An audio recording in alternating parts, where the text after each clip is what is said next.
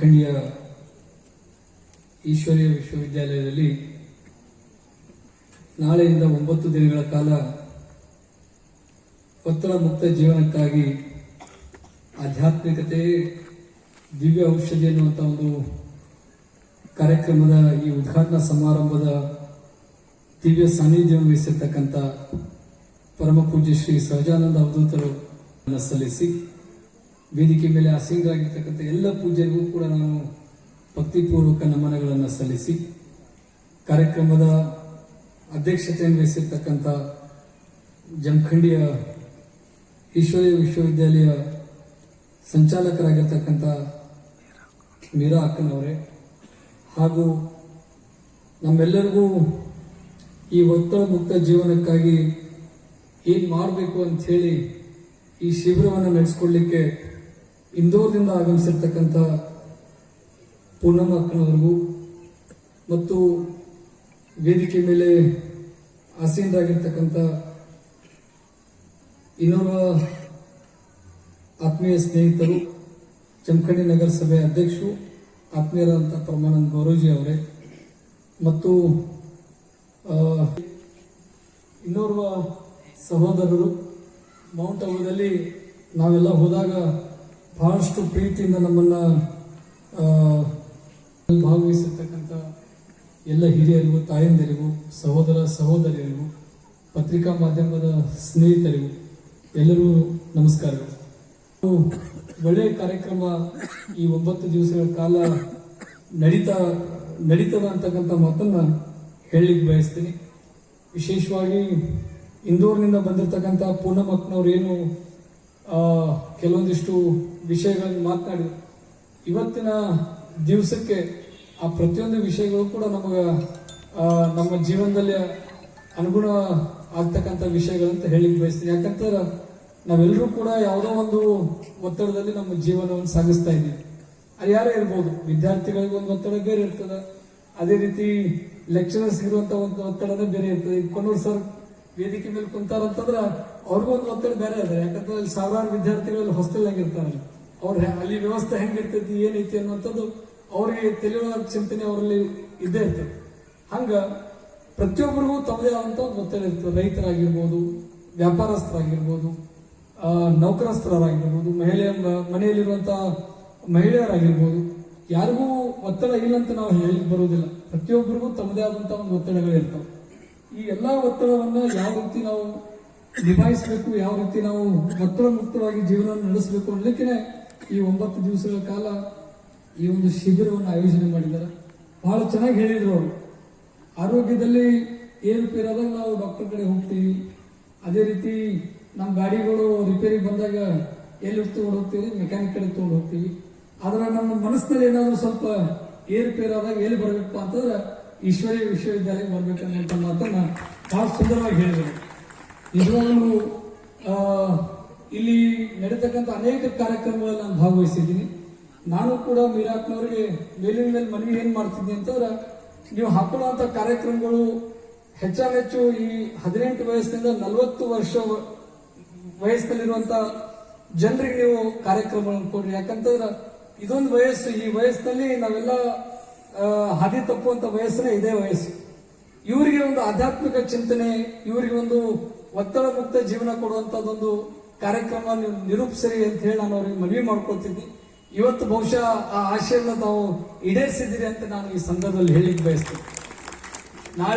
ನಾಳೆಯಿಂದ ಇದೇನು ಶಿಬಿರ ನಡೀತದ, ಈ ಶಿಬಿರದಲ್ಲಿ ನಾವು ಕೂಡ ನಮ್ಮ ರಾಯಲ್ ಪ್ಯಾಲೇಸ್ ಶಿಕ್ಷಣ ಸಂಸ್ಥೆಯಿಂದ 10th ಸ್ಟ್ಯಾಂಡರ್ಡ್ ಹಿಡ್ಕೊಂಡು ಮೇಲಿರುವಂತಹ ವಿದ್ಯಾರ್ಥಿನಿಯರನ್ನ ಖಂಡಿತವಾಗಿ ಈ ಕಾರ್ಯಕ್ರಮದಲ್ಲಿ ಭಾಗವಹಿಸಲಿಕ್ಕೆ ಅನುವು ಮಾಡಿಕೊಡ್ತೀವಿ ಅಂತ ಹೇಳಿ ನಾನು ಈ ಸಂದರ್ಭದಲ್ಲಿ ಹೇಳಿಕ್ ಬಯಸ್ತೀನಿ.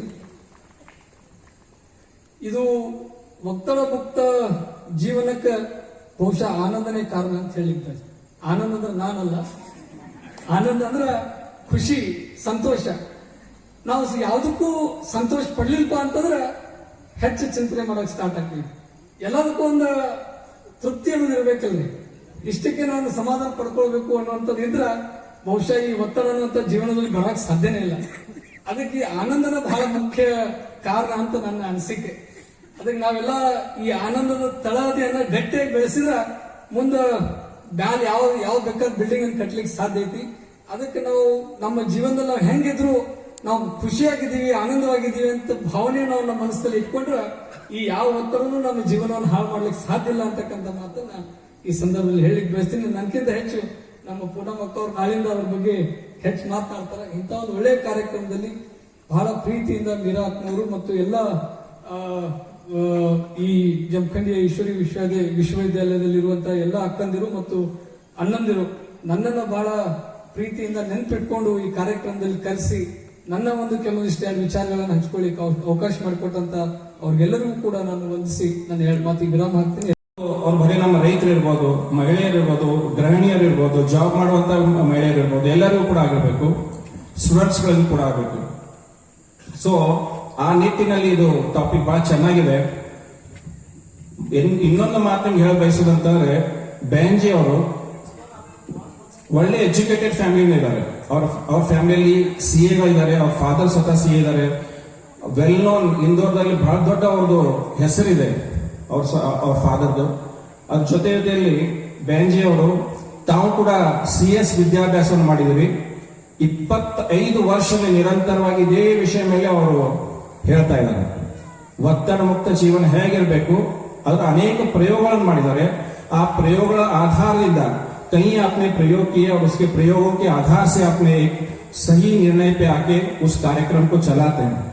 और जहां भी आप जाते हैं दीदी, जहां भी हम देखते हैं, क्योंकि हमारा कई बार ईश्वर विद्यालय का जो हमारा नेटवर्क है, हमारा पीस ऑफ लाइफ चैनल होगा या तो अवेक है, आप बहुत युवा हैं और इन्होंने बहुत कार्य किया है और इनका नाम जो है इनके साथ, इनके कार्य के साथ जुड़ा हुआ है. जैसे उनका नाम है वैसे आप हैं, हमेशा आनंद में रहते हैं. और उसके साथ में इनके पिताजी जो थे वो भी ईश्वर विद्यालय से बहुत नजदीक थे. वो सेंट्रल मिनिस्टर भी रहे हैं, सिद्धू न्यामगौड़ा जी, वो भी ईश्वर विद्यालय से बहुत जुड़े हुए थे. तो ऐसे जो शख्स हैं, और उसके साथ में वो माउंट आबू में थोड़े दिन पहले ही होके आए हैं, मधुबन में जो कॉन्फ्रेंस था उसके लिए होके आए हैं. ಎಲ್ಲರೂ ಜೋರಾಗಿ ಚಪ್ಪಾಳೆ ತಟ್ಟಿ ಆನಂದ್ ನ್ಯಾಮಗೌಡ ಅವ್ರದ್ದು ಸ್ವಾಗತ ಬಯಸಬೇಕಂತ ನಾನು ಕೇಳ್ಕೊತಾ ಇದ್ದೀನಿ. ಅವ್ರು ಇನ್ನೊಂದು ನಮ್ಮ ಪ್ರೇರಣೆ ಪ್ರತಿ ಸಾರಿ ಬಂದಾಗ ಹೇಳ್ತಾರೆ, ಅದೇನಂತಂದ್ರೆ, ಅಕ್ಕ ಅವ್ರೆ ನಿಮ್ ಕಾರ್ಯಕ್ರಮ ಬಹಳ ಚಲೋ ಆಗ್ತಾವ, ಆದ್ರೆ ಆಡಿಯನ್ಸ್ ಅವ್ರು ಹೆಚ್ಚಾಗಿ ಏನ್ ಹೇಳ್ತಾರೆ ಅಂತಂದ್ರೆ ಸ್ವಲ್ಪ ವಯಸ್ಸಾಗ್ತಾ ಇರ್ತಾರೆ. ಸ್ವಲ್ಪ ನಾನೇನ್ ಬಯಸ್ತೇನೆ ಅಂತಂದ್ರೆ ಯುವಕರಿಗೆ ಪ್ರೇರಣೆ ಕೊಡಿ.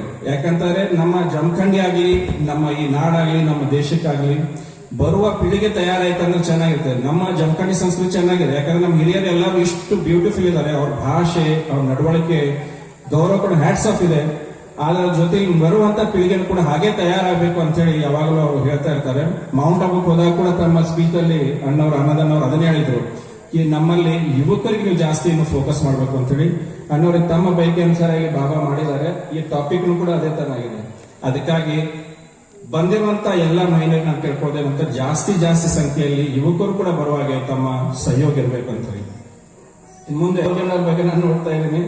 ಇವ್ರು ಸಣ್ಣವರಿದ್ದಾಗಲೂ ಕೂಡ ಆಶ್ರಮ ಸಂಪರ್ಕದಲ್ಲಿ ಇದ್ದವರು, ಯಾವಾಗಲೂ ಬರೋರು, ಅಕ್ಕವ್ರ ಹತ್ರ ಟೋಲಿ ತಿಂದು ಹೋದವರು, ಅಕ್ಕವ್ರ ದೃಷ್ಟಿ ತಗೊಂಡು ಹೋದವರು. ಮುಧೋಳದಲ್ಲಿದ್ರು ನಮ್ಮ ನಿಂಗಪ್ಪ ಗೌರೋಜಿ ಅಣ್ಣವ್ರು, ಅಂದ್ರೆ ನಮ್ಮ ಹಿರಿಯ ಅಣ್ಣವರು. ನಿಂಗಪ್ಪ ಗೌರೋಜಿ ಅಣ್ಣವರು ಇಷ್ಟು ಬಾಬಾ ಅವ್ರ ಕಾರ್ಯದಲ್ಲಿ ನಮಗೆ ಪ್ರೇರಣೆ ಕೊಡ್ತಿದ್ರು. ಅನೇಕರಲ್ಲಿ ಇದ್ರು, ಅದ್ರೊಳಗೆ ವಿಶೇಷ ಅವರು ಒಬ್ಬರಿದ್ರು.